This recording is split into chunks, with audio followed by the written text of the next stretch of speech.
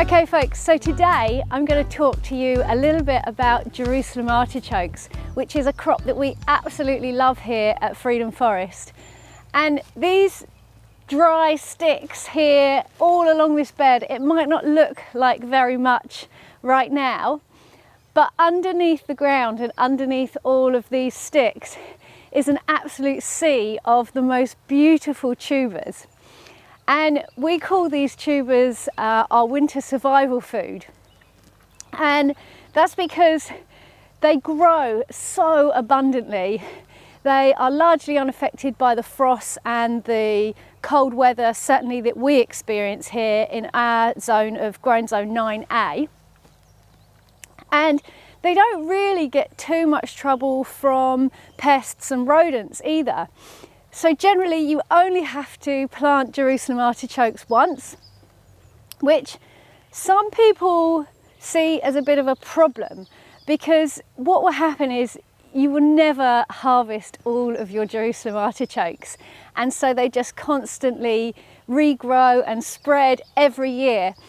But we see that as a real benefit because it means that it is a really easy perennial crop that just keeps coming back every year. And what's more is we absolutely love the flavour of them. Let's come on up here. So in the summer as well, Murph. Mummy. So Murph's trying to steal the carrots. He plucks them directly out of the bed. Murph loves carrots and he sees this whole area as just basically a picnic. So like in the summer when there's loads of stuff growing, we don't actually let him up here so much, but he loves it in the winter when he is allowed up here with us, because yeah, he just helps himself to whatever he can find, which sometimes he shouldn't be. But anyway, so Jerusalem artichokes. So in the summer, these sticks are actually a great big mass of beautiful small sunflower type flowers. So Jerusalem artichokes are actually related to sunflowers. And yeah, you can absolutely see that by how they grow. So what I'm going to do now is get my gloves on and pull a few out, and we'll have a look at what we can find down here.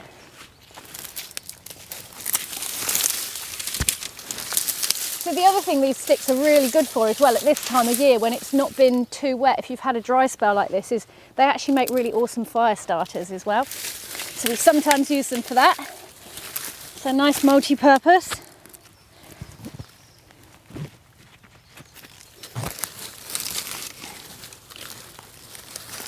And how I usually just find them is by pulling a clump of the sticks out and then digging down from there. Here we go. Here comes the gold. Let's grab my basket.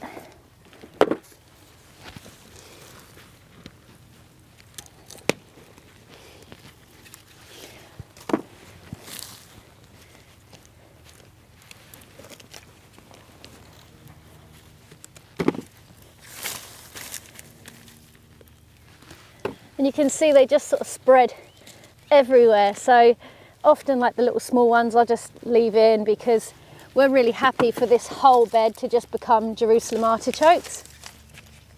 Now I know that wouldn't be ideal for some people, so I would recommend if you're growing these to try and give them their own sort of contained area, whatever space you can. So if you've got like a raised bed that you're happy just to have as sunflowers for the end of the summer and then an amazing winter crop throughout the whole of the winter, then I think that that's actually a really good use of space, because these guys are just so abundant and so tasty. Oh, we've got a big clump here. Quite a lot of little ones. So when we first planted this bed about 3 years ago, we actually only planted along the back row, and then each year they just kind of move further forward. And that's, like I say, that's fine with us. So you can see how they sort of spread, and that is literally just because you never find all of the tubers.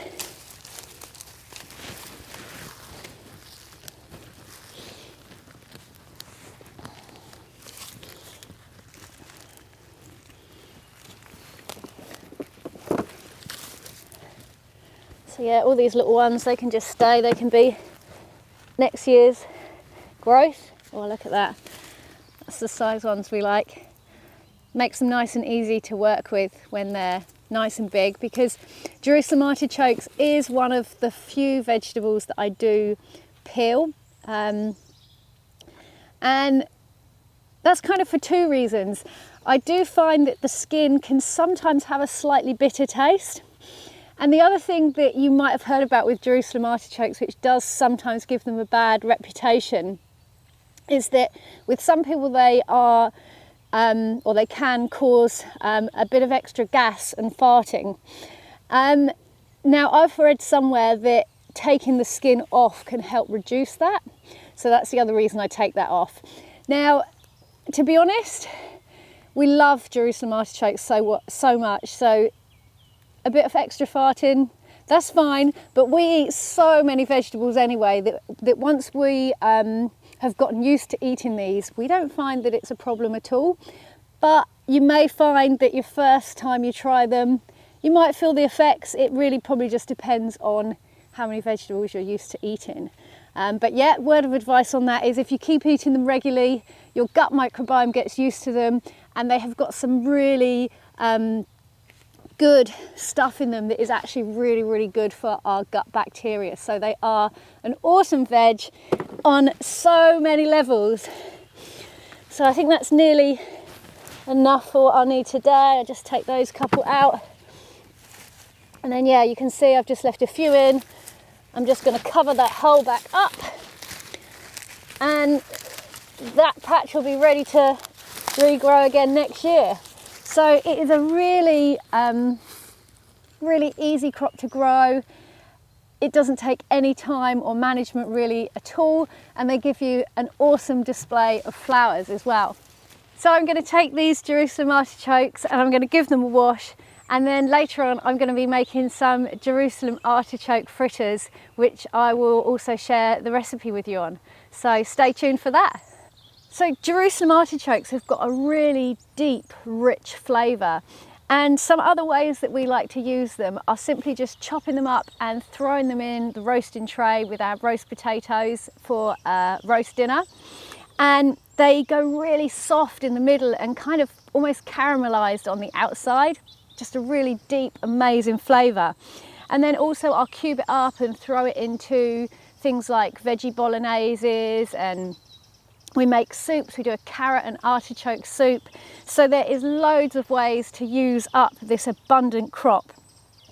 And we'll probably be harvesting them right through until sometime in March at least. And we have been harvesting them since probably November at least, maybe earlier. Today it's the beginning of February today. It's the 3rd of February. And you can still see we have plenty more to get through. So awesome, awesome crop to grow for self-sufficiency.